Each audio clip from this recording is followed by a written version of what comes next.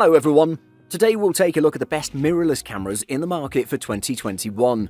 I made this list based on my personal opinion and I'll try to help you find the right one for your needs.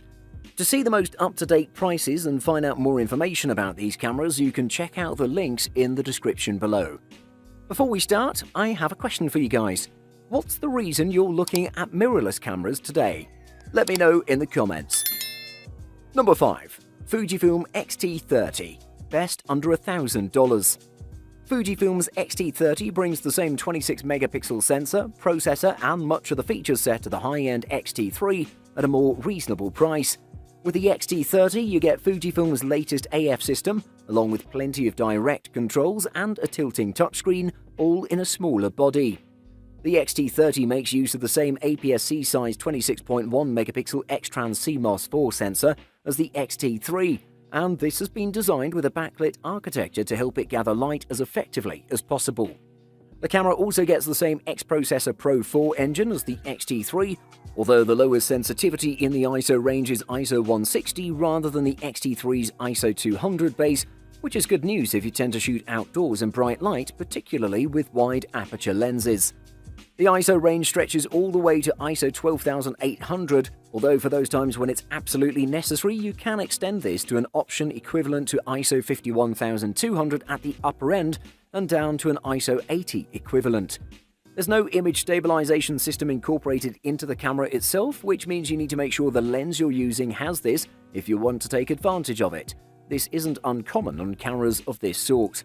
High-end features and performance inside a lightweight, compact body, all for a pleasingly low price point?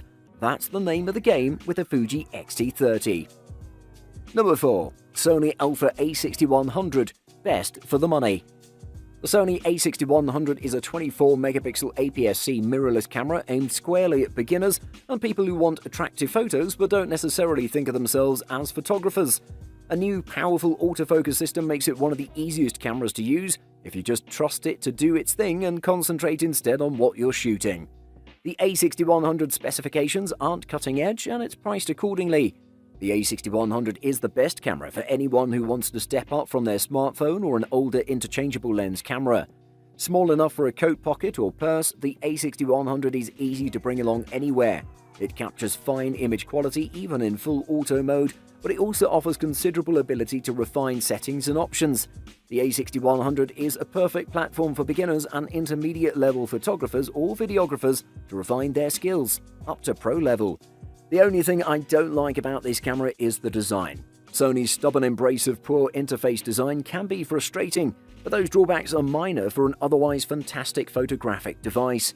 The A6100 offers superb still and video image quality in all shooting conditions, and the device's brilliant autofocus system greatly increases the chance that whatever you point the camera at will appear sharp.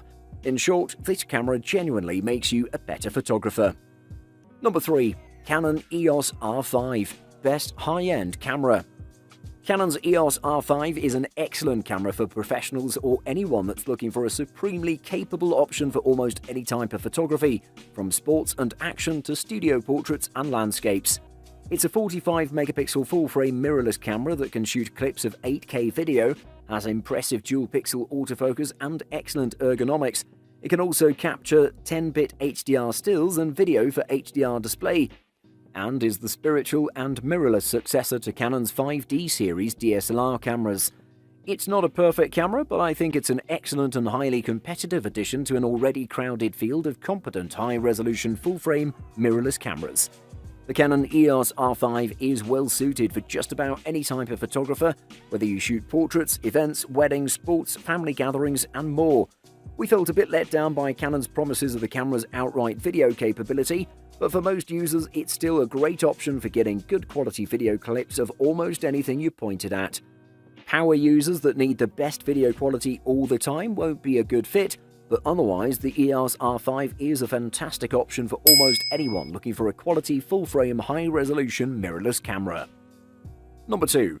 Fujifilm X-T4. Best all-rounder. The Fujifilm X-T4 is the company's latest high-end photo and video APS-C mirrorless camera. It brings in-body stabilization, faster shooting, improved autofocus, and a larger battery to the already very capable X-T3. Fujifilm says that the X-T4 is a sister model to the X-T3 rather than a replacement, which is borne out by the specs and pricing. It's a 26-megapixel camera capable of 20 FPS shooting and 4K capture at up to 60p. In use, we found it offers distinct benefits over the X-T3, and although the autofocus performance isn't cutting edge, it offers one of the best stills and video options you can buy. The X-T4 is solidly built with an all-metal design that retains all the mechanical controls you'd expect from the brand. Fujifilm's film-era body design is wrapped around an impressive new shutter mechanism, with in-body image stabilization and a fully articulated rear touchscreen that can be turned around so it won't get scratched in your bag. Most of the improvements to the X-T4 are aimed at the hybrid still and video shooter. I wouldn't hesitate to say this is the best camera on the market right now for anyone who frequently switches between still and video capture. This is a near-perfect camera for the sort of photographer who wants the best of both worlds, great stills and good video. Number 1. Sony a7R III. Best overall. The Sony a7R III uses the same sensor as the a7R II that came before it, but just about everything else has changed. The image processor and circuitry that drives it are new, which improves dynamic range. The processor also drives a new autofocus system which allows the camera to track moving action at 10 fps at 42 megapixel resolution. Add a high-capacity battery, improved handling, and a larger viewfinder, and you have a full-frame mirrorless camera that's as formidable as competing SLRs. It delivers outstanding images, video, and autofocus, enough to earn the number 1 spot in our list. Some might be disappointed that the a7R III's resolution is unchanged from the a7R II's at 42.4 million pixels, but this sensor is capable of outstanding quality, and the improvements to the continuous shooting speeds are much more important because the new model can top out at an amazing 10 frames per second at full resolution. The Sony a7R III was so advanced when it launched that even 3 years later it can still hold its own against the competition. Competing cameras have certainly caught up, but this is still a 42.4 megapixel powerhouse with image stabilization, 10 FPS burst shooting, and uncropped 4K video. And what the a7R III has that its contemporaries don't, however, is 3 years of price drops, which means that this camera can now be had for a real bargain price. Indeed, unless you really need the extra resolution, this is arguably a better buy than the Sony a7R IV, and the money you save can be invested in some great glass. Buying guide. 2 memory card slots. The convention for a long time has been for cameras to be fitted with just a single card slot, and that works just fine. So why would you need 2? First, with 2 card slots on board, you can carry on shooting once one memory card fills up. This also gives you the added convenience of being able to leave the first card where it is, rather than needing to remove it and store it safely. Alternatively, most cameras now allow you to record the same data to both cards at the same time, so if one memory card fails or gets corrupted, all your images and photos are safe. Ask any wedding photographer whether they think that's useful or not.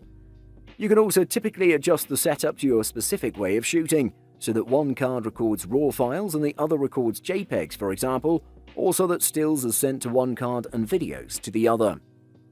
Hybrid autofocus. Hybrid AF systems bring together 2 focusing technologies, Contrast Detect AF and Phase Detect AF. This best of both worlds approach allows systems to benefit from the accuracy of the first with the speed of the second, and cameras that have both often perform better across a broader range of shooting scenarios. Hybrid AF systems do better at keeping track of moving subjects, for example, so they're particularly useful for sports and other action-based photography.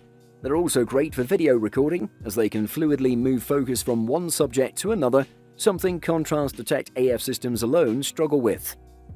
Weather resistance. Whether you only tend to shoot in bad weather on occasion, or your focus is landscapes, nature, or anything else that requires you to be outdoors for prolonged periods of time, knowing your camera can resist the rain, cold, and dust is vital if it's to stay protected.